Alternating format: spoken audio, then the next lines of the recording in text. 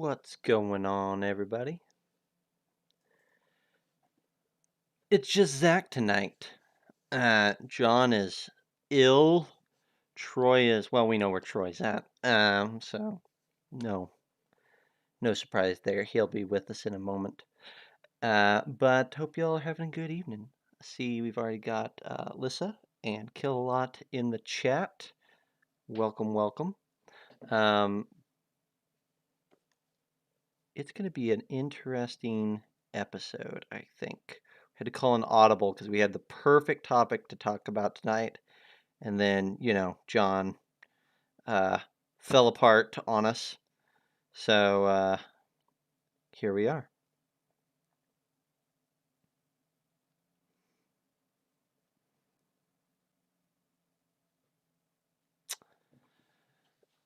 Hey, there he is.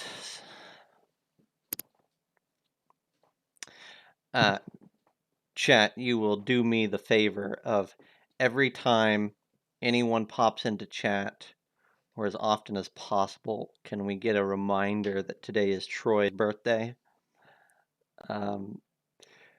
Well wishes, Great. Quotes about aging. Your favorite GIF in the Discord about old people. Like these things are Yeah. we're gonna set them up as a BSG tradition. Hey, Oh. welcome, Bear Droid. There you go. Getting some birthday wishes already. Hey, Zach. Yeah. You mind jumping into clean feed so I can record this? Oh, I would love to. Thanks, Kill-A-Lot. Thanks, Bear Droid.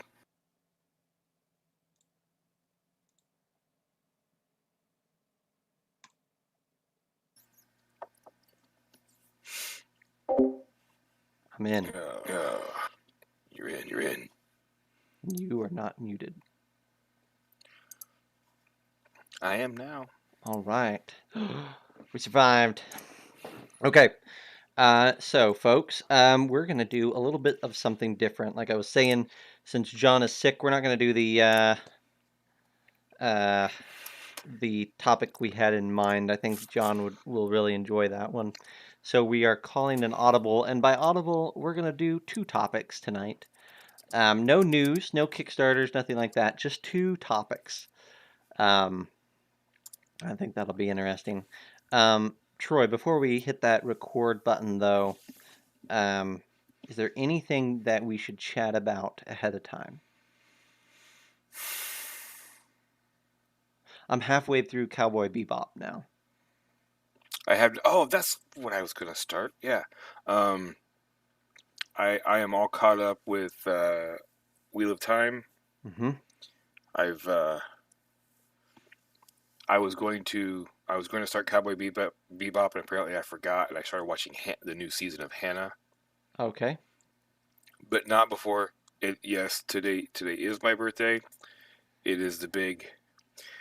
Is it the big 5-0? It is the big 5-0. And why is my why is my audio sounding mechanical again? I don't understand. I don't know what I did. Is there anything I can do? But anyway, what I was going to say is, to pile on the self-loathing that comes with turning 50. I did. Oh, yeah. I think I got it fixed. Go ahead. Okay, how's that sound? Anyone? 20 seconds. 20 seconds. Anyway, to pile on the self-loathing that comes with turning 50, I forced myself to watch the rest of Masters of the Universe Revelations. Ooh. Because the first 5 episodes dropped a while back, and then they just recently, this past week or so, dropped the last 5. And did it improve at all? No. I actually think it got worse. Ooh. And at no time in the, and I'm not going to spoil it. I mean, I'm Mm-hmm. sure if people have watched it, they've watched it. If they're not going to watch it, they don't care. But it seems like throughout the entire 10 episodes, they don't know what they want to be. They don't know what Mm, they want to do with the story. It's because it's actually touted as this is a direct um, continuation of the original cartoon series right. from '85. Mm-hmm. But it kind of like leaves all of that stuff in the dust Mm-hmm. and just blazes forward. The writing, if you can imagine the writing on a cartoon, worse than what we had back in 1985, Oh, yeah. but yet it's also written for adults. Yeah. You, correct, Bear Droid. Master of the Universe was not high cinema in any way, shape, or form, but it was at least fun.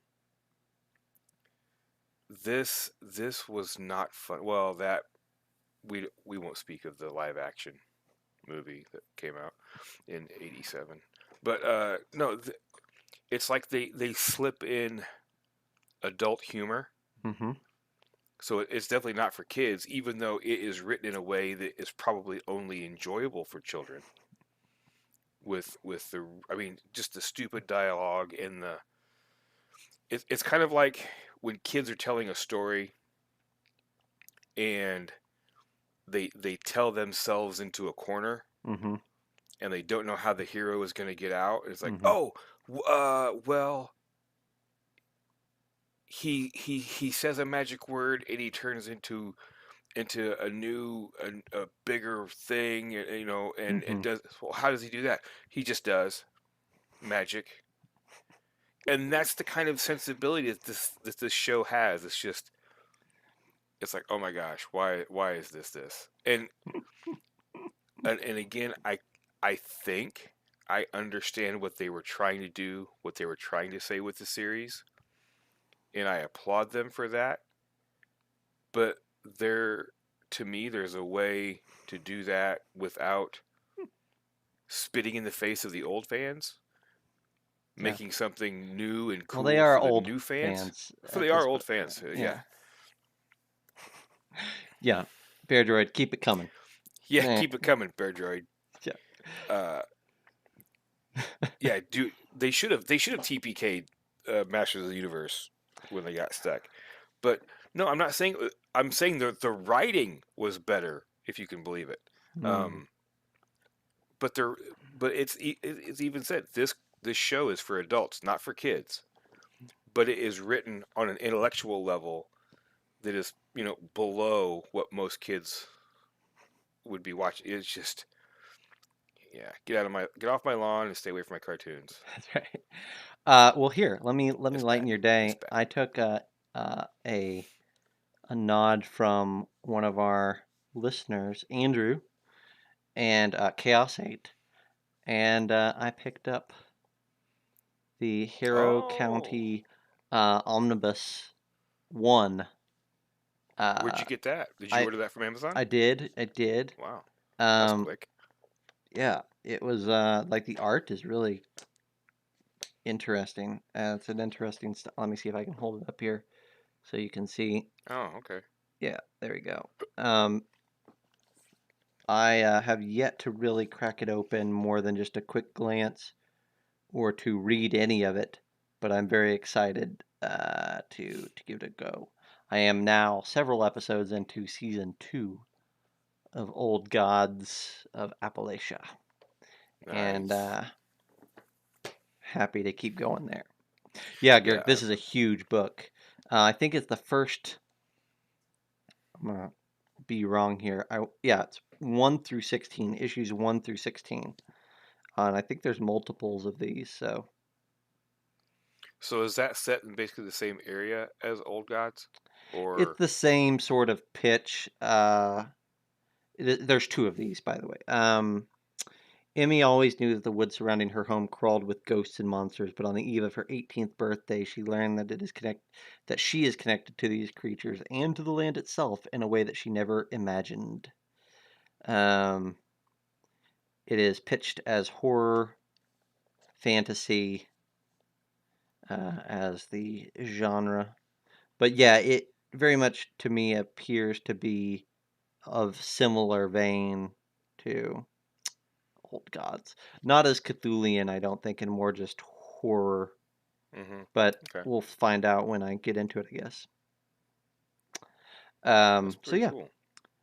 Well, have we chatted enough? We've let several more people filter in. Let's go ahead and get started.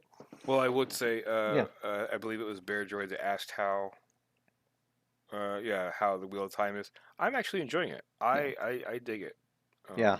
I haven't slipped into episode 4 yet because I kind of committed to. I think I want to plow through Cowboy Bebop and then let Wheel of Time build back up a little bit and then Mm, dive back in. But the first 3 episodes are pretty good at Wheel of Time. Yeah. yeah, yeah, I enjoy it.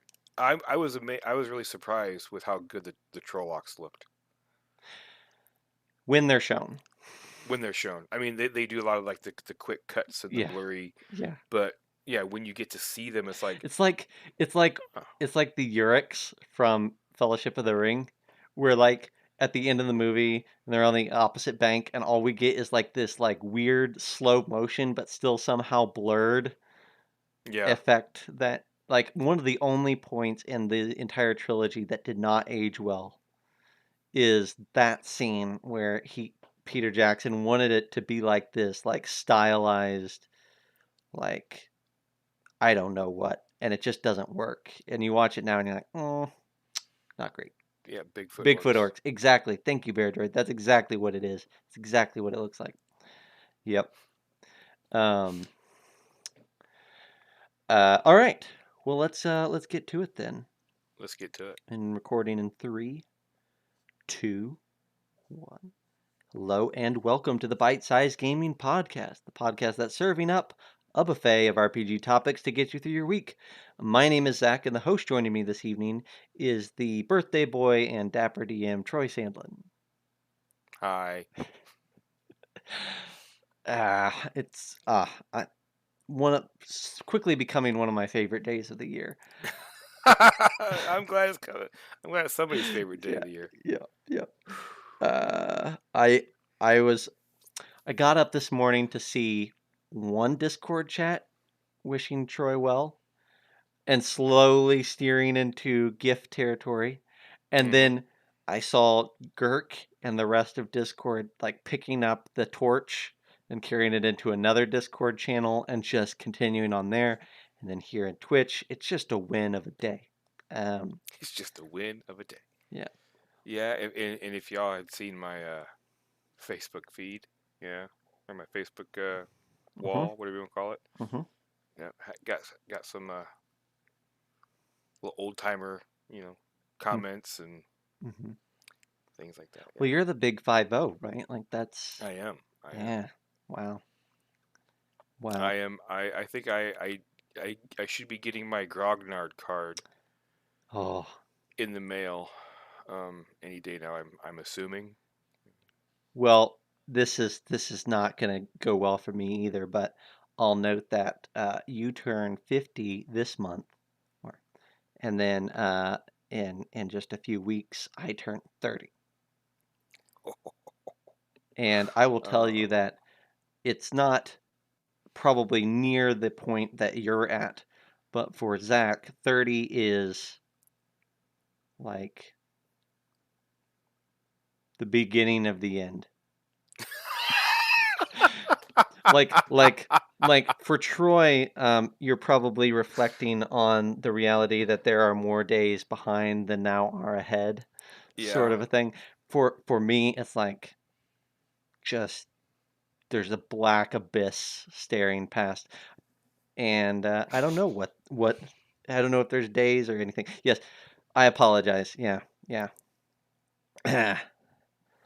but it's yeah, it'll be an interesting experience. Um, Well, in well, in let a me few weeks. assure you that that black abyss. only gets deeper Yeah. and darker Yes, as you travel along. as you travel forward. Yes, perfect. Well, yes, and Bear Droid, I think you're probably right. 40 is where the true slide happens. Yeah, I think if we're gonna keep the slide metaphor, I think 30 is where you grab the rungs of the ladder of the slide and you start to climb up, knowing that there's a slide when you reach the top. I kind of feel like it's that, when you don't like heights Oh yeah. and you go to a water park and you're standing, you're going the the the stairwell or whatever that goes back and Yep. forth. Yep. You're kind of like that's from birth to the top of the platform is 30. Okay. Yeah, I can. Because like you crest up and then like you're kind of like standing in line and you kind of do that, you kind of lean over just a little bit and look past the line and you see where the guy is there getting you ready, Yep. and that's 40. Yeah. It's like, Yep. Yep. oh Nope. shit. You're exactly right. That's it. Yep. You can see the end of the line and you realize that you didn't want to be in the line in the first place. Yeah, and you can't jump out. Yeah. You, That's you're worse. stuck. That's Yeah, worse. you're just like, I uh, bought tickets for a ride I didn't want to be on. that's right. Well, so today we were going to have John, and we were going to have we had a cool topic lined up, but we're not going to do that because Because we John would screwed like it to have, up. yeah, yeah, he screwed it up. He's sick. Um, so instead, we pulled an audible, and Troy and I went to our topics document, and we picked none of the things, but it did get our ideas flowing. Yeah, And I think we have a good topic for today. Like I'm excited about it. a good two topics, Good right? two topics, yeah. So let's start with the first one that you don't know anything about. Um, this is a news article. It was actually on Polygon. Um, what I saw, and we don't necessarily need to talk about the news article itself. I think it's more important, or I just liked the thing that they brought up, which is the title of the article is "Powered by the Apocalypse is the best way to get started with tabletop role-playing games." Okay. So my question to you, Troy, is: are they right? If not, what is the right answer? Uh, I would not say that they're wrong because as far as I know about Powered by the Apocalypse, it's a looser rule system, an easier rule system Mm-hmm. than D&D. Mm-hmm. Um, but having said that, there are a few systems that are the wrong way to get people introduced into role playing games. That's for sure. Um, So, real quick, Bear Droid's asking about the rundown of the system's mechanics. It's super simple. Let me do yeah. that just in 2 seconds here. You only ever roll 2d6. A 1 to 6 is a miss, a 7 to 9 is a mixed success, and a 10 plus is a complete success. You select from a list of like archetypes, especially if you're doing something like Monster of the Week. You select from archetypes, and I think the thing that makes it the most unique, in my opinion, is the list of actions because Mm, it's mm, not so much that you see what you want to do, but those things that you want to do, like I want to fight this monster or I want to search this room for clues, fall into specific categories, and there's like 8 categories. And so you say, I want to look, scour this room, and your DM says that sounds like the what you want to do is investigate a mystery, which is a type of action. And you say, yeah, that's what I want to do. And then you roll your 2d6. You add very minor modifiers based off your character, typically like +2 would be a big deal. Um, and it kind of like the action kind of walks you through what a success or a mixed success or whatever equals for that type of a thing. So investigating a mystery, if you just get a regular success or a mixed success, you might have you might find a clue, but it might be something bad might happen, or some you might lose something, or there might be a complication to that. If you succeed a 10 or more, you probably get the answer that you're looking for. And if you roll a 12 or better, especially if you're playing with levels, you can maybe even do things like say, "Oh, I succeeded. I got the answer I was looking for, and I can ask another question that the DM has to answer that pertains to this event." But it's really fast, really, really fast. And the whole idea of the system is the story moves forward with every dice roll. There's no stalling. There's no down spots. If you're rolling dice, the DM's job is to grab those results and push the story along. Hmm. So sorry, that was longer than I intended it to be, but quick and dirty. But yeah, I mean, so yeah, it would be a great system to teach people about tabletop role playing. Um, so you know you're not it eliminates a lot of the. Am I correct in all dice are rolled by the players? No dice are rolled by the DM. Is that Let me true? think about this. Yeah, I think Is that's that right. Yeah, okay? yeah, because like in combat, when you take a combat action, the monsters immediately respond with an action. Like it's a tit for tat, damage for damage. It's very simple. Um, Right on. anyhow, yeah. I mean, yeah, I guess it would be a very very good system to teach people about role playing games. Um, I think a lot of systems out there, you know, D&D included, are good for learning how to play role playing games. As long as you've got someone that really knows what they're doing and knows how to kind of strip away all of the unnecessary chunk or Mhm. crunch for those new people. Um, yeah. I think I on my first glance, I was like, "Yep, I agree with this." Like I love that system. I love running it. I love teaching people. I can get behind this. On a second glance, I said, "But there are systems that do cooler things with dice." Okay. And the perfect example of that is Mothership or Alien, right? Hmm. Where like you're going to roll your 2d6 in a PBTA situation and be like, "Oh, I understand what's going on. That's fun." The dice don't Hmm. get in the way. The mechanics don't get in the way. It's fun storytelling, quick moving, everybody's kind of contributing. But at the end of the day, all you really did was roll 2d6 and have a very simple metric system for success. Yeah. I won't walk away from that and say anything other than, "Oh, that was cleverly simple." When I introduce something weird or something that is emulating an aesthetic or a feel or an atmosphere or a, a, uh, a setting like a franchise or what, like if when it's doing things because of To, the dice that really add to the feel of the thing, that's when I get excited. And I like the stress and panic dice are a perfect mhm. example. I think also a more robust version of the Powered by the Apocalypse is like the Fantasy Flights system that they did for Edge of Oh yeah. Empire and Star Yep. Wars, right? Like where you have to like it's almost like reading the bones, right?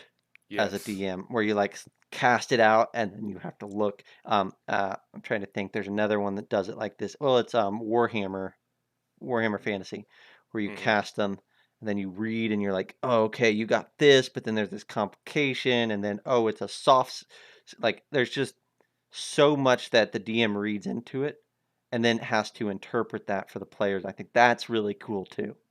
Yeah. But also, to me, it while cool, I kind of feel like you probably need to have a at least a bare bones knowledge of how a role playing game works. Yeah, I And think and using dice with weird symbols on them that yeah, you yourself can't read probably isn't the best way to, you know, learn how to do role playing games. yeah, yeah. I think that's why. Mothership or Alien are a great blend of both because you're still only rolling d6s. You're really not even doing math. You're just looking for ones and sixes. It doesn't get a whole lot simpler than that, but yet the dice are doing something interesting. And so I would say PBTA, or just because I think everybody can pick up Alien and kind of know what's going on, probably Hmm. Alien. That's a Yeah, great. I think Alien has the added benefit that if you, I mean, if you're familiar with the franchise, it helps you understand. Yeah, You know, so yeah. or even Mothership, if you couch it in the, oh, this is very much like an alien setting, Mm-hmm. like the movie, and then people can kind of, oh, okay, yeah, that makes sense, and then Yeah, they understand, oh yeah, because they were all freaked out, so yeah, the stress die thing, yeah, that makes sense. yeah, yeah. Well, I'm glad we're in large agreement there, I think. And I agree with you. Like, you could introduce people with D&D or whatever. Like, and I think the true answer here is you introduce people via the idea that interests them. Mm-hmm. So it doesn't matter how cool the alien system is. If you don't care about sci-fi horror, you're not gonna win. You're not gonna like it. Um, if what they want to learn is D&D, then it doesn't matter how simple or clean or whatever anything else is. They wanted to learn D&D. Let's just teach them D&D. Yeah, exactly. And but that also kind of takes you to the point of, but if they're interested in gaming in general and you have a few systems that you enjoy, Mm-hmm. hook them with something easy like D&D, because everybody, that's what everybody talks about. When people say they play D&D, they could very well be talking about playing a different game anyway. But hook them with Oh, the D&D yeah. and then say, hey, okay, next week we're going to play something different. It's going to be like this, but it's different.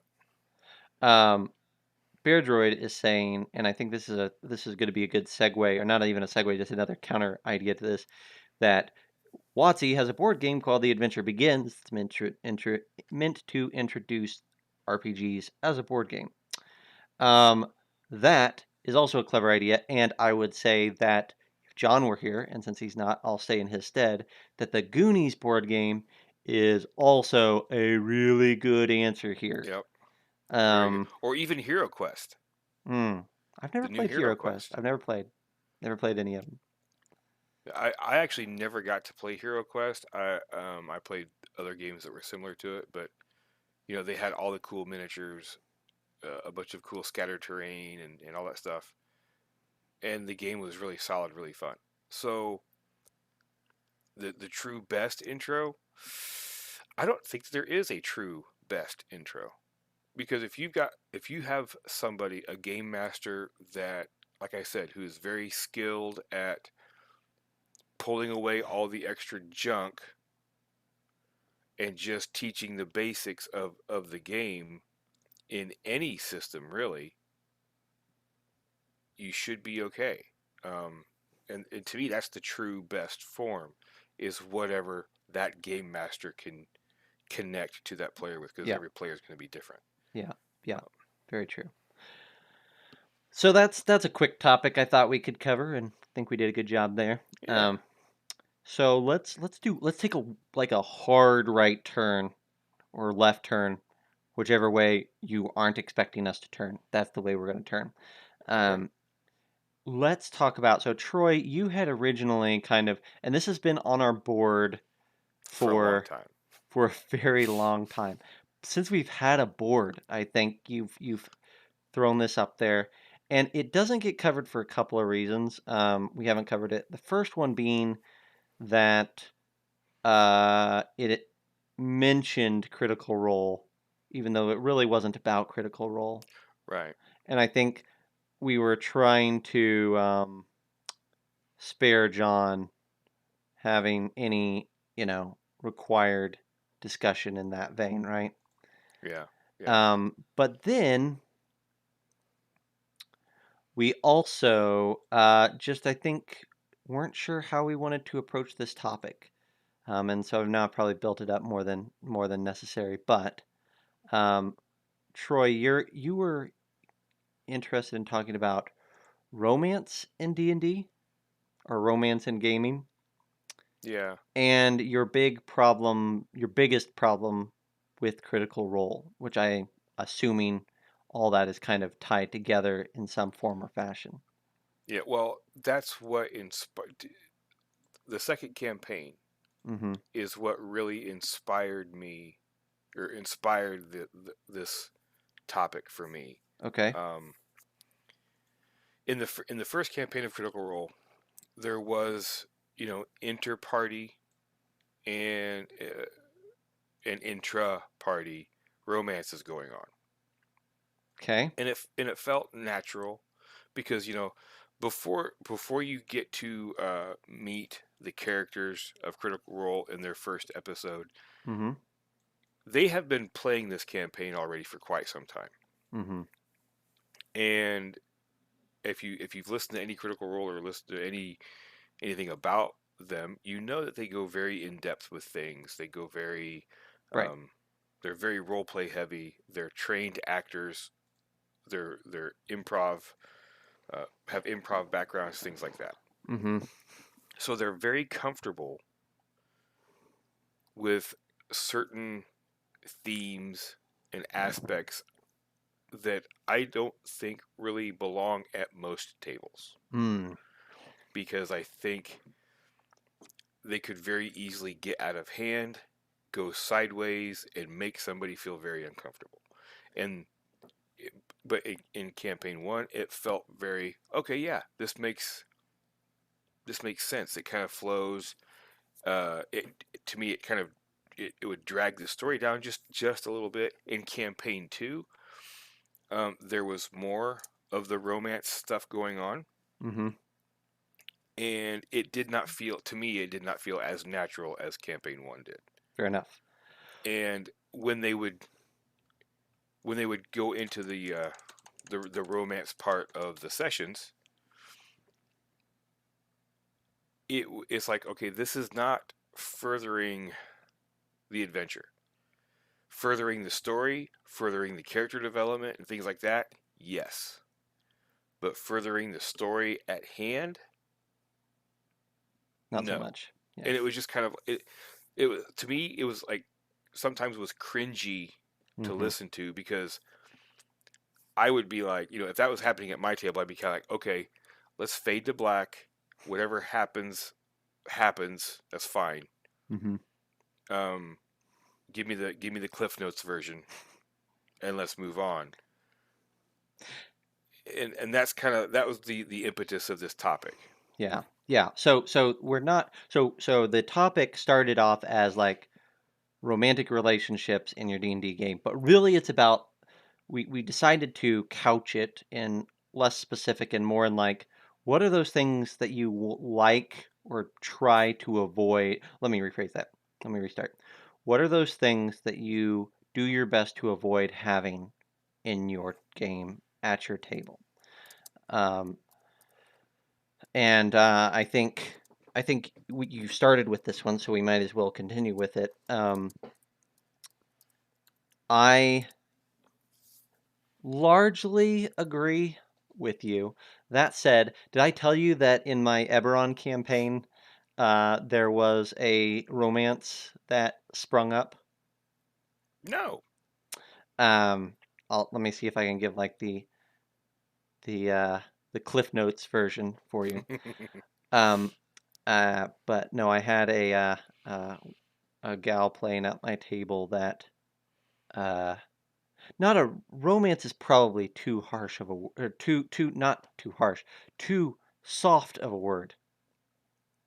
This is my home crew. We're all very comfortable. Like they're a great team, great group of people. I have no problems with them basically ever.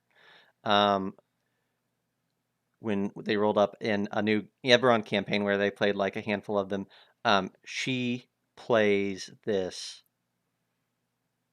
will do anything to further her research sort of scientist. And that included seducing or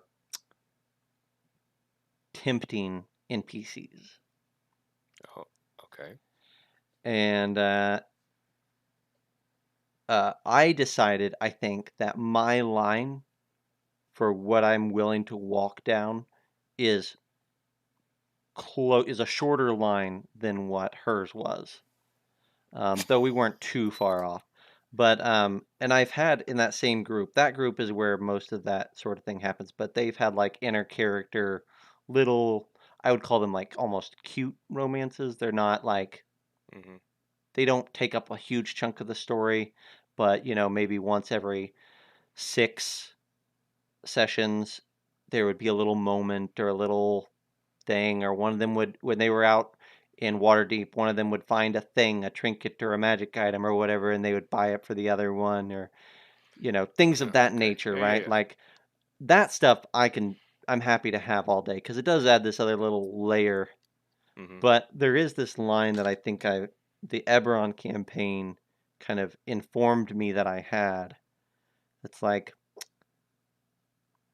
I don't necessarily need it to fade to black as soon as a die is rolled, right? As soon as you roll that persuasion check or that performance check, but I don't want it to go super far past that.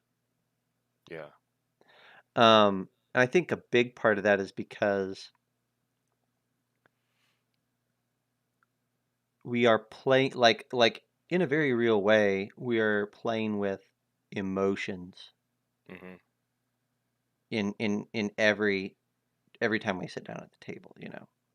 You can get really anxious playing an RPG, you can get really excited, you can get down, depressed. Like we were talking about that in our Discord, right? Like the idea of playing a World War II or World War III Yeah. game, like that's a heavy idea for some of us, right? Yeah. Um, and I think the same thing is true here. Like you're playing with you're interacting with people in a way that inspires emotions, and I would just rather not do that because people get invested in their characters and they embody their characters a lot of time, and they put a lot of thought and Hmm. intention and a lot of themselves into their characters. I know I do, right? Like it's Yeah. not me, but there's a part of me in this character.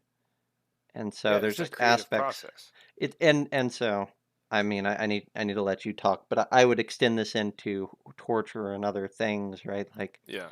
there's just certain emotions or mindsets that I would rather not have as part of the thing that you're investing with me at the table. Right. Exactly. And a lot of my issue with what was going on. Now, let me also say I am a Critical Role fan. I do enjoy listening to it or watching it when I have the opportunity. Um, and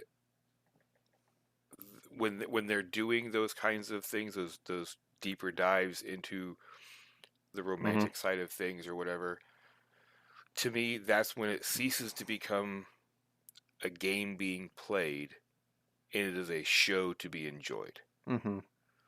Because there's no mechanics involved, anything like that. It's just here's a peek behind the curtain, so to speak, um, into the lives of these heroes, these adventurers during their downtime. And I think I wrote that on our idea log after an episode that for I think it was about an hour. Yep. I remember you talking about this. Yeah, they described a date between two of the player characters, and it was like, now they did it in a great way. They were the subject matter of the date was really interesting. It was like a walk down. I want to show you what my life was like before Mhm. we met, kind of thing. So it was a very interesting series of events, but it's also like, uh, this is very much, and while the players seem to be very interested in it, the other players, because they were really intrigued by all this stuff going on. It was like, if this was an actual game being played at a table, that where we don't have a lot of time, and we have busy lives and things like that, and millions of people aren't watching, I don't know that that would fly very well. Mhm. Mhm. And so yeah, it just frustrated me listening to it, even though it was interesting. It was just like this is not furthering the search for certain characters or the race to find the next artifact or anything like that. It's oh my gosh, you're taking this whole hour to talk about a date. And some people enjoy that. That's great. It was just Yeah. I didn't enjoy it. But like you said, it also goes into what other topics do you stay away from completely, or you know touch on and then do a fade to black for your own um, games. Mhm. Because I know I have one or two that I'm just kind of like, yeah, I understand that this kind of thing exists in would exist in this type of a world, does and probably would happen in this type of world, but I kind of really don't want to Yeah. get into it too deep. So let's just touch on it and go. Mhm. Yeah, I think the other one for me, and I'm a little bit flexible on this depending on the system, but I think another one for me is torture, especially when the characters are involved. Hmm. Like if it's a thing that's off camera or that a villain is doing and players like walk in and see, Yes. I don't mind some of that. I, sometimes that's the thing that you need that person for you to rescue Hmm. and they're strung up or whatever, right? Like however you need to convey that. Like I don't mind that. I get there's a level of uncomfortableness for me. Not uncomfortable. It's just like I don't want to mess with it when players want to torture a NPC. I'm like, if that's what you want to do, fine. I just don't really want to get into that. Um, like it's not something that I want to dwell in Hmm. because I, probably, if I'm being honest, it's like if it's me communicating a scene, like I just mentioned, that's I can control that. Exactly. I can, Yeah. you said peek behind the curtain, right? I can make sure that that peek is exactly as much as I want or feel comfortable with. But as soon as there's multiple people involved, it's very hard to reel it back in when you've given somebody the reins to engage in something like that, right? Yeah. Um, Yeah. Yeah. Bear Droid brings up my exact point. yeah, Are you still the heroes if you're waterboarding goblins? yeah, And I prefer my games that I run to be heroic. I hmm, even when I play, I always want to be the hero. I want to be yeah, I want to be part of the group that saves the day. That's why I'm playing this game.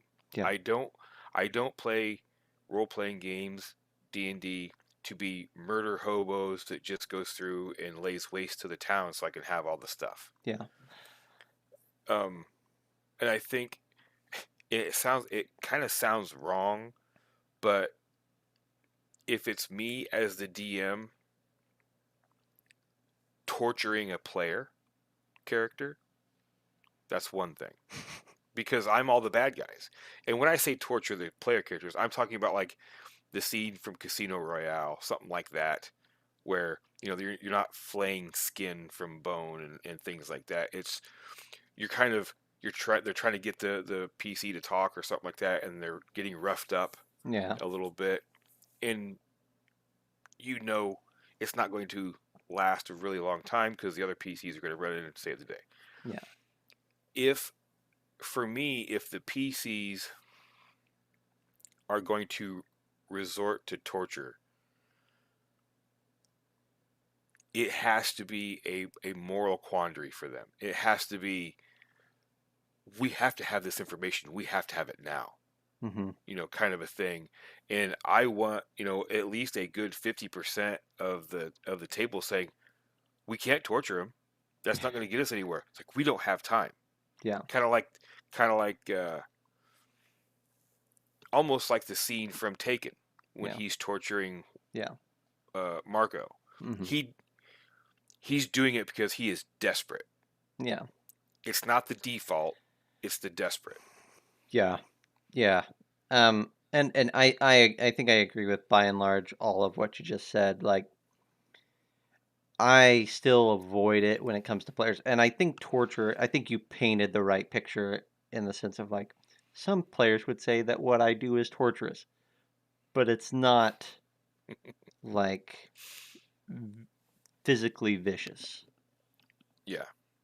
That being said, I'm going to put a caveat in that.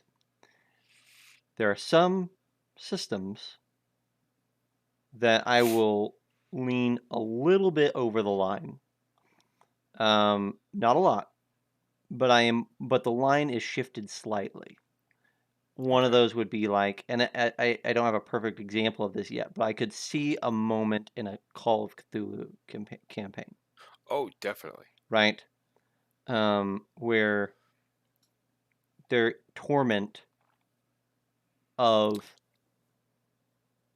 the mind That's or the body that's the or the word. soul. Yeah, That's the word. It's not torture. yeah, It's torment. yeah, yeah. Yeah. There that and I think there's other systems like the one that I'm kind of obsessed over at the moment, Merkborg, where the players aren't heroes. And in those Right. cases, I will bend the line a little bit there. Not a lot, but there's a little bit of Right. wiggle room depending on what we're playing. Yeah. Um, and there's things Probably like, sh- yeah. yeah, Probably Shadows of the Demon Lord very similar. yeah, yeah. If I ever get around to that one, we'll have that conversation. So yeah, I think we feel that way about torture. What are other things that kind of stick in our craw?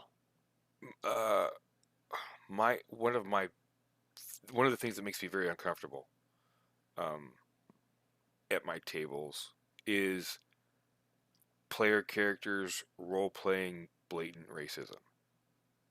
Okay. And it just it's like I understand what they're I kind of understand what they're trying to do because they're trying to lean into that whole maybe the orcs and orcs orcs and dwarves or elves and dwarves just don't like each other, and so they I hate all elves or kind of a thing. It's like, oh, okay, but two of the player characters are elves. Why are you going with that? Well, because where I'm from, and it's just like, mm, okay, but it's gonna make if It's you're tricky, right? it's very tricky if you're doing the I hate dwarves, I hate elves thing, but it's like Lord of the Rings where it's more like they have a low opinion of each other, Yeah, Lord of the but Rings is a good way to discuss yeah, this because you're right, there's a low opinion there, and the low opinion is largely based on history. And in right, many ways, that's like saying that one country has a low opinion of another country. It also is that their history of strife goes all the way back to their deities and their purpose in creation, right? So like, hmm but on the flip side, so like I could argue away for like that's being reasonable, but on the flip side, I would say that it's still certainly presented as one race really despising another race because they are that other race hmm and they have this history. In addition to that, though, if you're going to use Lord of the Rings, which is a perfect example, you say, well, are you okay with racism towards orcs, who in the Lord of the Rings sense are abominations? They are twisted. They are unredeemable. Like there's no, like right, they are a creature of evil, and there's nothing that can be done to resolve that right. That is a that is a solid session zero conversation. discussion. Yeah, and also very setting specific Hmm. because I could enjoy playing in a game or running a game set in Lord of the Rings that is true to that sensibility Yeah. because you're going to then say, okay, here are the allowable character races that you can play, and guess what? orc and half orc do not appear on that list. Yeah. You know, Well, and that's my thing. That I guess that's my one. I do not like racism in a game when the one when of their the player character races. yeah, You know, I that feel makes it hard. yeah, and this is a bigger topic in many ways, as far as racism and how you Right? Yeah. interpret Yeah. that. Yeah. But I would say like it's just noodly, right? Because I have a strong opinion about what racism should or could mean in the Forgotten Realms Hmm. as a setting. I have opinions about Middle Earth, and they aren't the same opinion. And it's going to be another opinion if I go into another setting. I think the only thing that I can say there is like I tried to make a value judgment on is what you're presenting in your character appropriate for The this campaign that setting? we're running. Yeah. Yeah. If it's appropriate, and by appropriate what I mean is like if there's a reason that this race hates that race or a reason that this race is evil based on canon, Hmm. great. I will live by that, but I'm also not going to let you run around just, you know, if your whole character build is about being racist, then we're going to have a conversation at some point. Yeah. Yeah. Um, or racist, you know, if you're a dwarf and you hate elves, and that's the only part about your character that ever comes up is that you hate elves, we're going to have a conversation.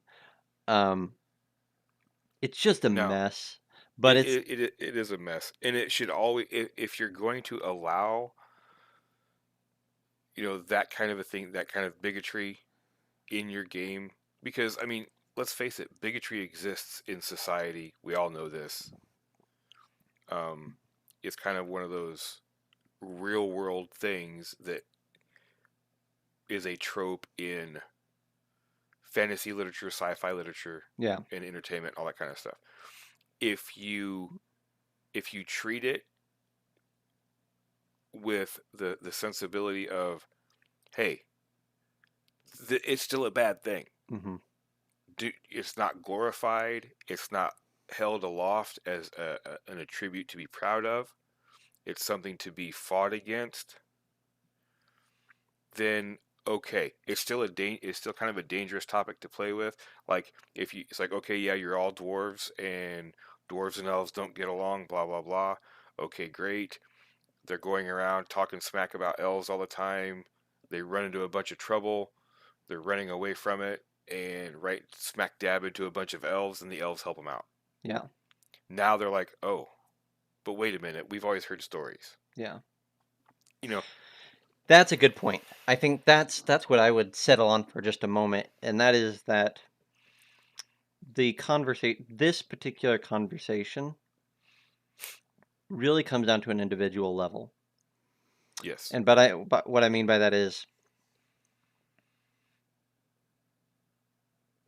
you as the DM, especially at a home game, you as the DM probably know if this player is doing this because he wants or she wants to vent or because they have frustrations or opinions in this way, and this is their way of letting those opinions be known in a way that doesn't get them in trouble, quote unquote. mm-hmm, Or if this is someone who is trying to play towards what they understand the world to be like for this setting. And if it's that last one, I don't think you're gonna have a big problem, and I don't think that there's a lot of danger. I think the danger that we want to be keeping an eye out for, and this is true for not just this one, but all the topics we're going to talk about and more, is when you encounter a person at your table that is using RPGs to facilitate their fantasy of vice, yes, they want to use it as a platform to espouse their rhetoric. espouse and explore, right? Yeah, and it's like no, if if you want to build a character who has something against an entire race of beings in your world because you want to then explore how that player character overcomes that bigotry, Yeah. okay. as long as everybody else at the table is cool with that, Yeah. that's something we can talk about.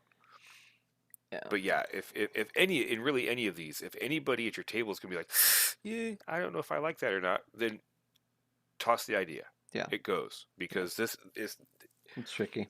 none of these things are worth destroying the friendships that could be destroyed, Yeah. Yeah. over it. Do you have anything Right. else that comes to mind? Uh,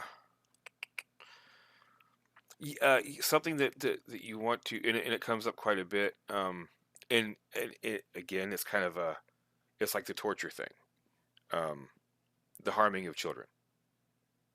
Hmm. I've played in a lot of groups when during session zero, when the question is asked, what don't you want? What do you not Yep. want to see at all in this game? Yep. One of the first ones that gets thrown out is, I don't want to see children be harmed. Hmm. And it's like, that's good. Okay. Um, Now I will say, these are, it's all fantasy. It's not something that is actually happening, nor do I wish it to happen. But when you, yeah, no Anakining exactly. When when you show the the deep seated evil that is the antagonist, and the heroes walk into the village and they see the carnage, and you describe the bodies. You don't describe them in Hmm. detail, but yeah, you know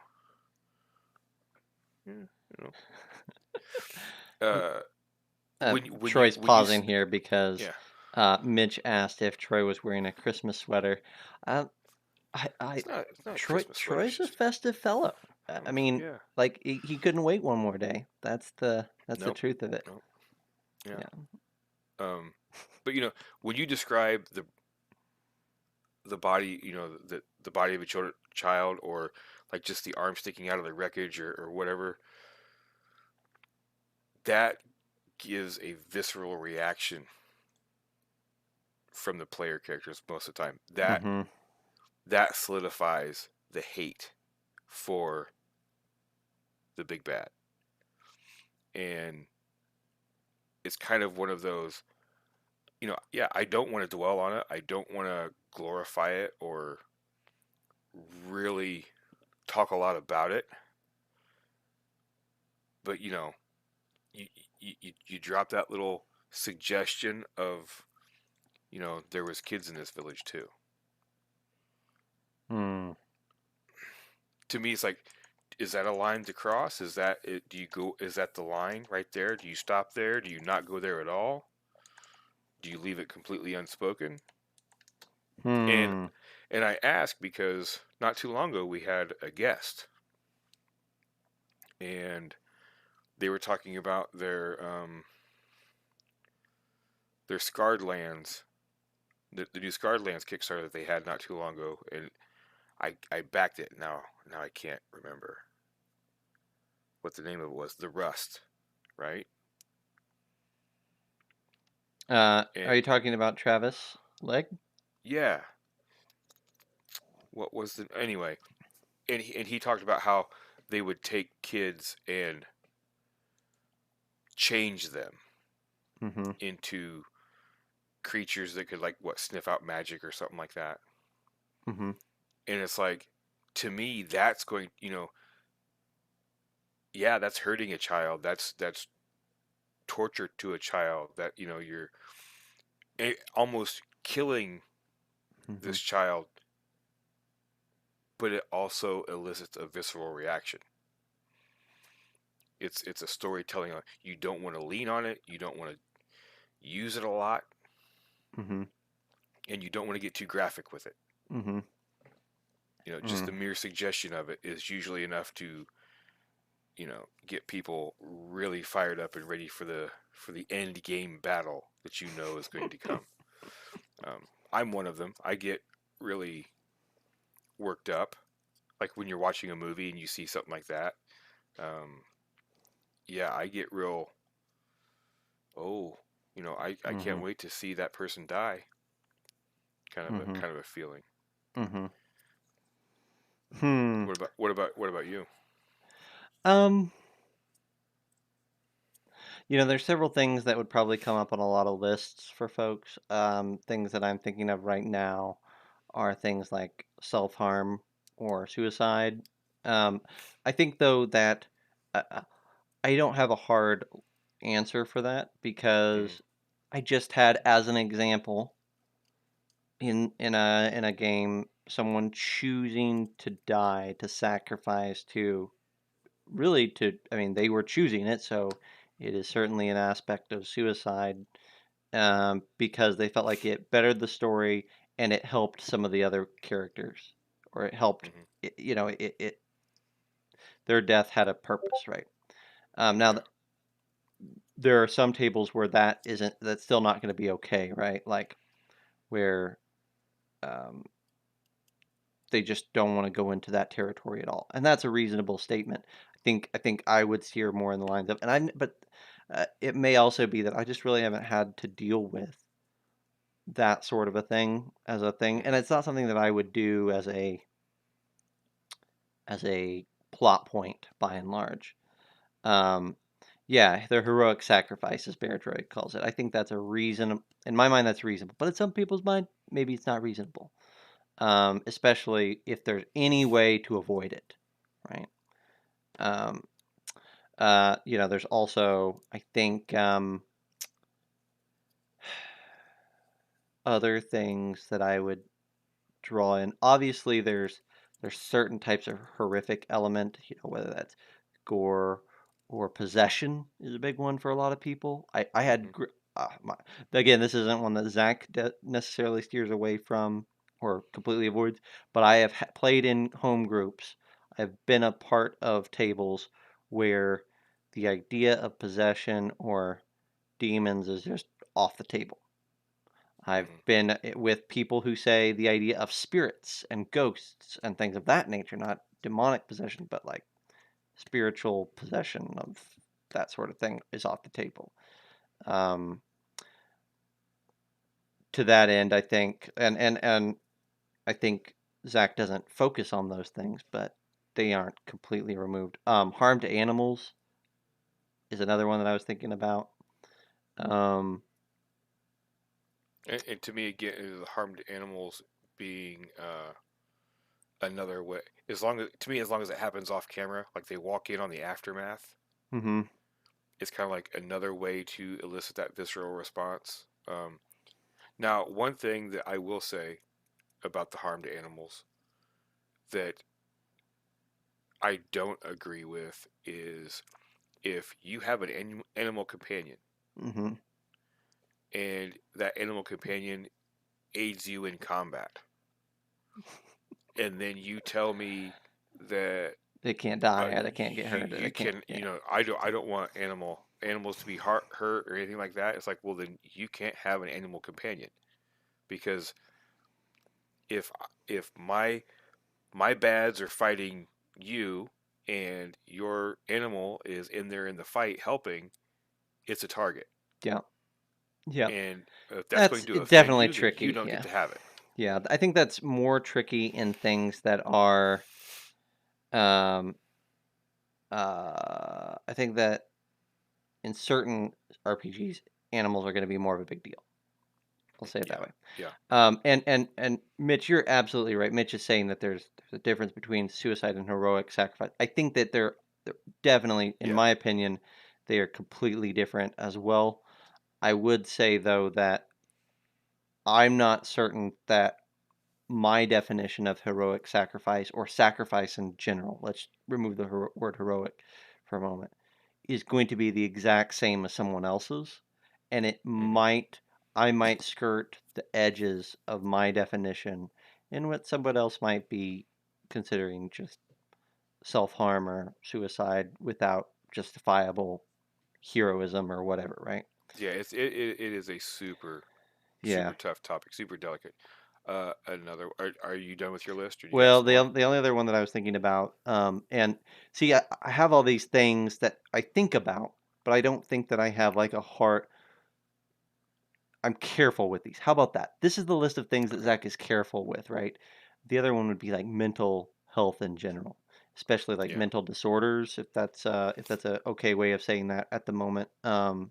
I don't want to, but um, Not knowing the acceptable terminology, that's what we're going to use. yeah, yeah, Not um, not meaning not meaning to offend anyone, but yeah, yeah. You know, I think that storytelling is filled with, you know, Crazy Joe or whoever, right? hmm Like we have this that's definitely a trope. We've used that word before. We've used the idea of a trope of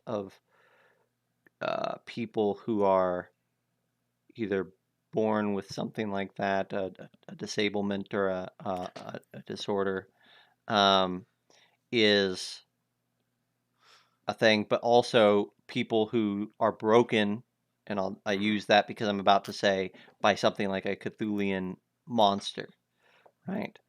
Um, and then they are forever distorted, their minds ripped to yeah, they've been shreds. You know, snapped. like that's all That's part of the of that game, though. That is, it is. But yeah. I have had conversations with folks who would argue that it doesn't have to be, and so it is something that I think about as far as if I'm going to inject something of that nature into a story, into an adventure, into a tale, hmm um, am I doing it in a way that isn't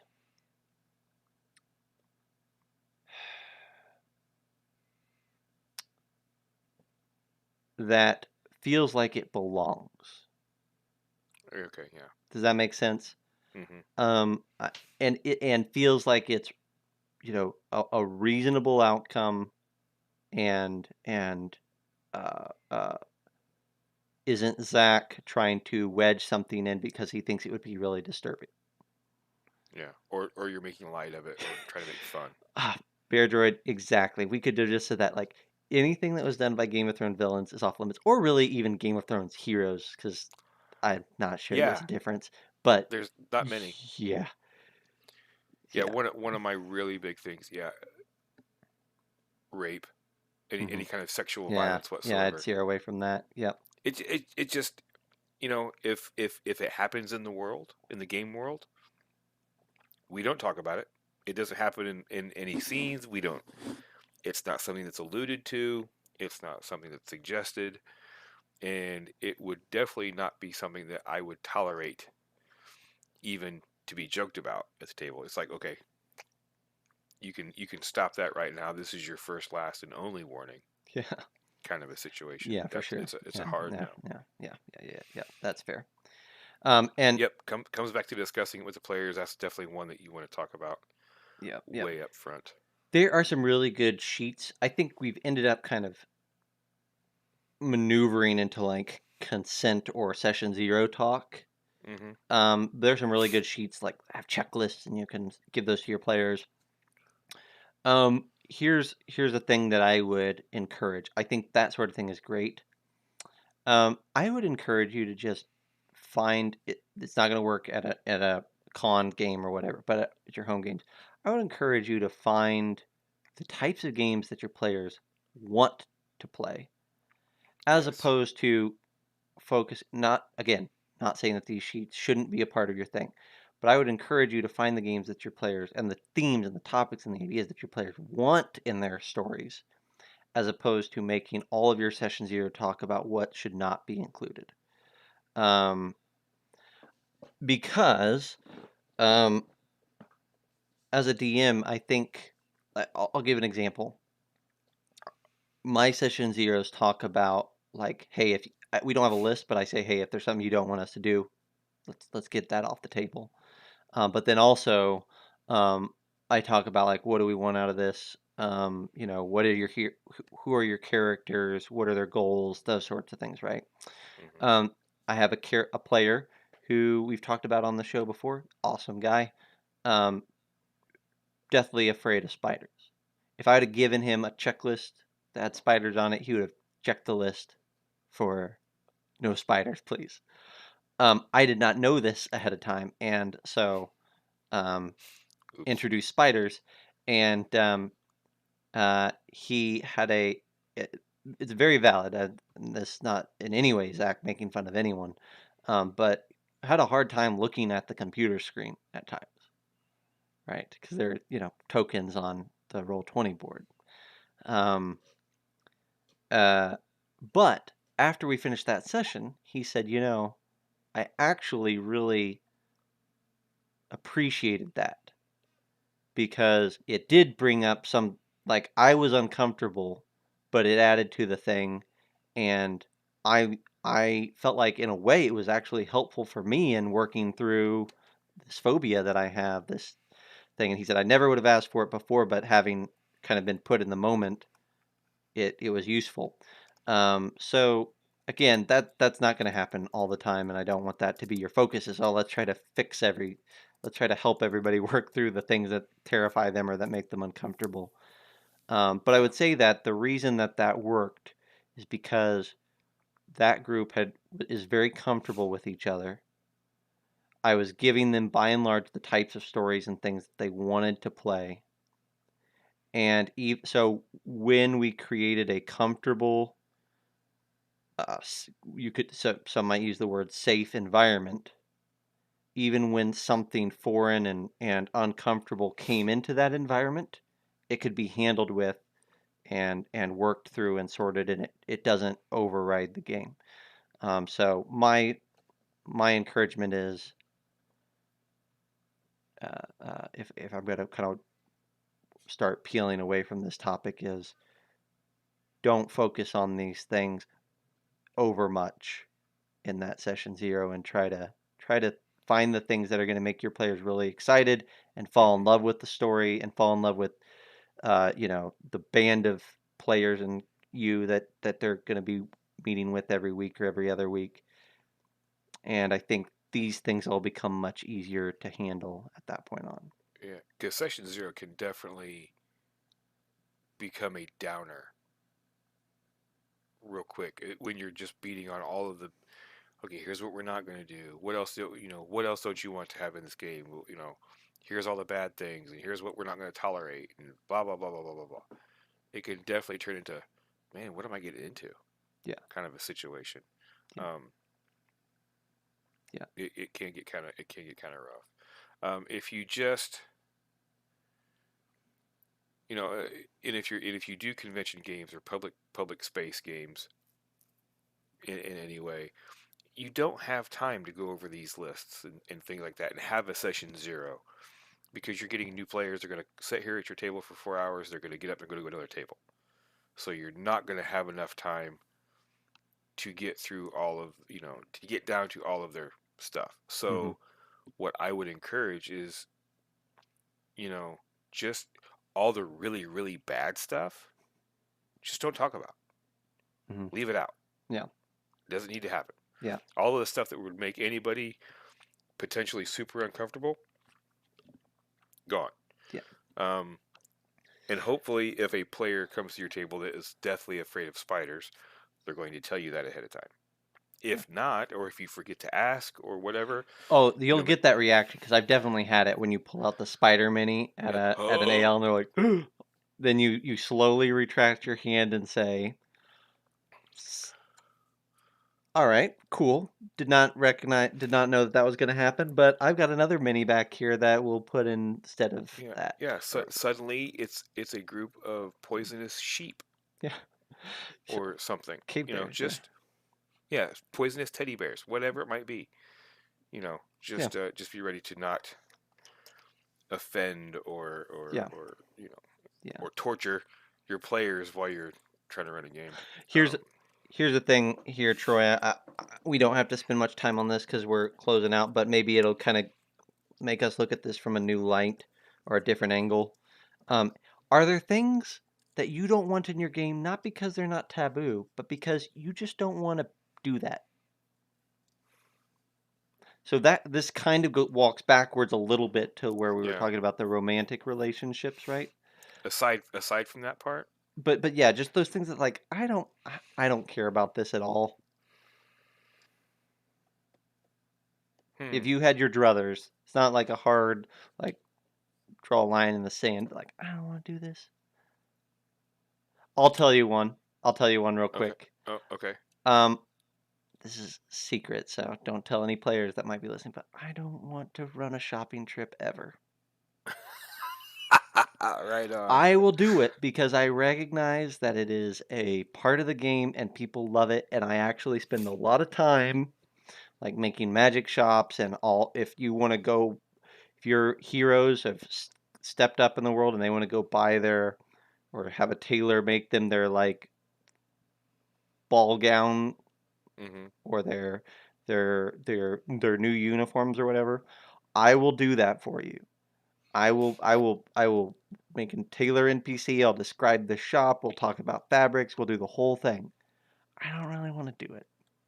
I don't really want to do it. That's funny. Um, yeah, that could. I mean, it depends. It depends on how deep down they want to dig on the shopping trip. Yeah, Like you said, if we're talking about, well, I need a nice soft fabric, and and they want that's a whole exactly yeah. That's what bunch that's what of my detail. crews It's like, thrive on. I don't know that much about fabrics. 300 count sheets, 600 count. I don't know. Yeah. Uh, Well, I'm not gonna research that. I adore my players, so it's not I am willing to put up with their nonsense because they have to put up with mine, right? But yeah, they'll Right, be like, right. "Oh, this is what sort of tailor is this?" "Oh, well, he generally makes hats and overcoats." "Well, what hats are on the display?" Now, okay. Dadgummit. All right, fine. I gotta go to Now, Pinterest. Give me 5 minutes. now, are they doing that because they know you hate it? No, no, no. Okay. I like if they are listening to this, this is the first time they've ever heard this. This is not something that Zach expresses. Zach comes ready to play, and if you tell me you're going to do a shopping trip, Zach makes it, right? Because again, now, uh, uh, uh, and Bear Droid, I am assuming asking, are you sure they don't know? I'm pretty sure because they do it a lot, and it does not seem like they are doing it facetiously because they know. And again, I will do it. I'm. It's a good trade. It's a good trade to get to DM for these crews Hmm. all the time. If I have to do a shopping trip every fourth session, um, uh, it's okay.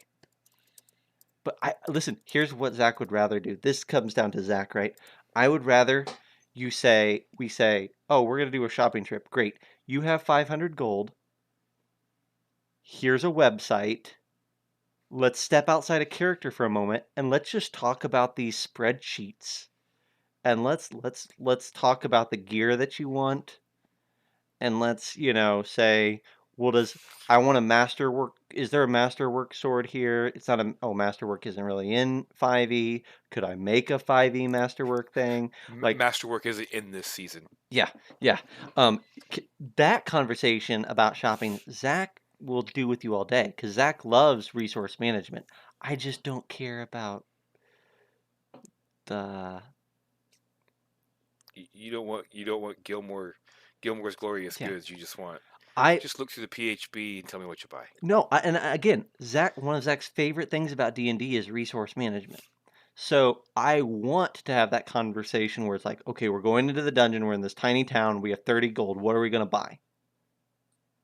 That's a Hmm. great conversation. Zach will have that all day. It's the fun. We have 30,000 gold to blow, and so we're all going to get new uniforms. I don't care. Cool. I I don't care. Yeah. So that you've just described every shopping session of Critical Role in Yeah. your Travis Willingham. Yeah. Yeah. Yep, that's fair. I don't know that there's anything that. Craig's hit it. Romancing the shopkeeper. Perfect storm. Exactly. Yeah, yeah, which is yeah. Um, I can't think of anything that is not bad that I don't want to do. You know, Mm, um, because I don't mind shopping trips. I don't. It's when one thing that gets me is like when shopping trips are going through town or going through a yeah. library, and they start doing I pick up a book. What is it? Well, it's a this. Oh, who wrote it? Oh, for shit's sake! See, that's what I love. I It's like, love man, are you because kidding me? what they're asking, Troy. Listen, you got to change your mindset. What they're asking there with a book, books are the best.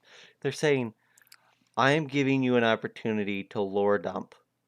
Do you want to take it?" And I always say yes to that. Well, yes, but it depends. It's like, wait a minute, this I will make it why up on the fly. Like it does not why are we matter. doing this? Yeah, it's to me that's one of those situations where, we were talking about splitting the party, in our previous episode, where it's one half of the group is fighting, Yeah, the other half of the group is yeah. combat, and you're switching back and forth. That's me when it's all of a sudden out of left field. What? You want to know? You want to know what?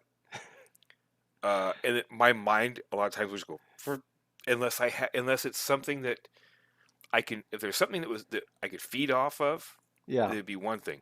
I But just if I'm getting yeah. asked cold, it's like, oh, well, I know I have a bunch of lists of books and authors and stuff somewhere on my computer. Crap. Yeah, No, it's story time. If you ask about a book in Zach's campaign, you're gonna get a like you're getting a story. the I got in so much fun trouble by in our Middle Earth game because books are super important and scrolls and things like anything magic is important in Middle Earth, right? Mm-hmm. And so when they're in this tower from the Second Age and they find a book, by golly, they want to know what that book's about, right? And what language it's written in, and who might have penned it, and in what age, what year, right? Like, is there any dates in this book? And I like that was so much fun to just like, oh yeah, the module from Rime of the Frost Maiden that I'm converting says that there's a book in here about necromancy, and it talks about the components necessary to build a flesh golem or whatever, right? Like I and you're like, all right, on the fly, we're gonna translate this to something that makes sense for Middle Earth, and it's gonna be weird, and it that yeah, Zach gets excited. Um, Bear Droid said resource management hates tracking food and water. It depends. If it's important, like if it's just regular run of the mill D&D, running through the forest and doing stuff, Yeah, no, you can yeah, find stuff that's it's yeah, whatever. But if it's a session or two where it's like you have to cross this desert and there's stuff that's going to yeah. happen, and you make it and you somehow gamify it, Mm-hmm. then I'm all about it. But yeah, if you're just like, okay, you went through this day, tick off three boxes of water, tick off a couple boxes of rations, Mm-hmm. and it's like, what? Yeah, That's what? gonna be Zach's big thing. Um, like I've that's the only thing that I had on my end, but I No was shopping trips. no, I guess it would have to come up. It would have to be something that would present itself and me go, oh, this is what Zach was talking about. This right here. I don't want to do this. I don't want to do this. Yeah, yeah, And then yeah. I'll call you up, at like 3 o'clock in the morning. It's like, Zach, it I happened. understand. I, I I, understand. I found my shopping trip. Yeah. I also had a group that wanted to rent an apartment, and I enjoyed that, except that, so here's the thing. I want Did they that. romance the landlord? No, Okay. here's the thing. If you say that, I immediately go to there's a story to be had. You're gonna, you're gonna.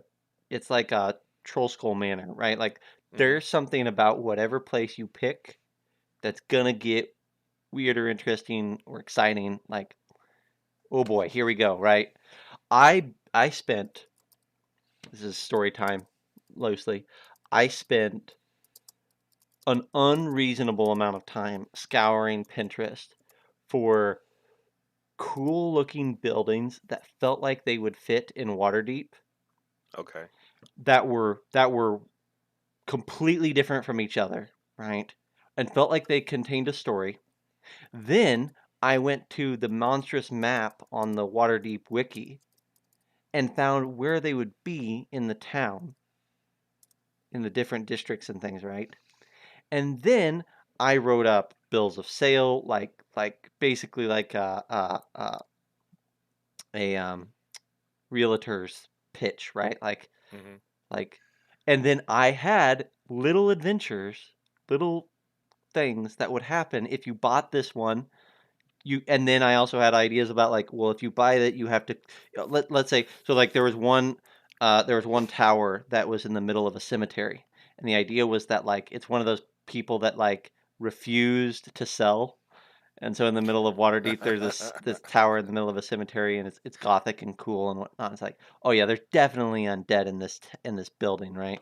But if you clear it, you have a really strong fortification. Like that thing is going to be awesome, and there's probably arcane secrets buried in the mausoleums underneath it and things, and it'll just be cool, right?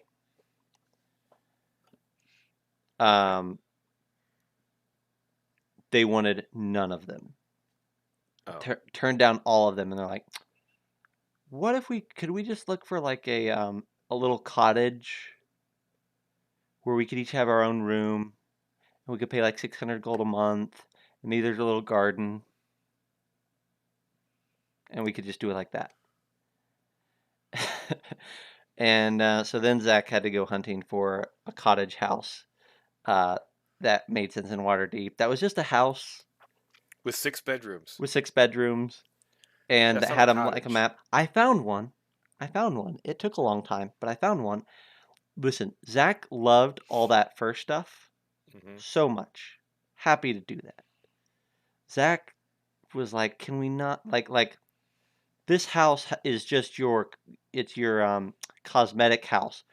It's like I'm gonna age myself here, but it's like in like Oblivion or some other game where like the only reason you have this house is so that you can like have a place to dump the stuff from your adventure, Yeah. and so that you can dump money into it and be like, oh, that's fun. Oh, we want a new rug. Oh, let's go on a shopping trip, right?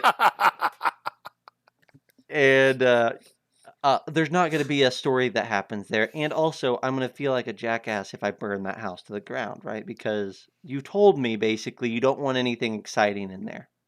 You just want it to be a place that's fun and you can live and you can relax and you can decorate. Cool, great, awesome. What better way?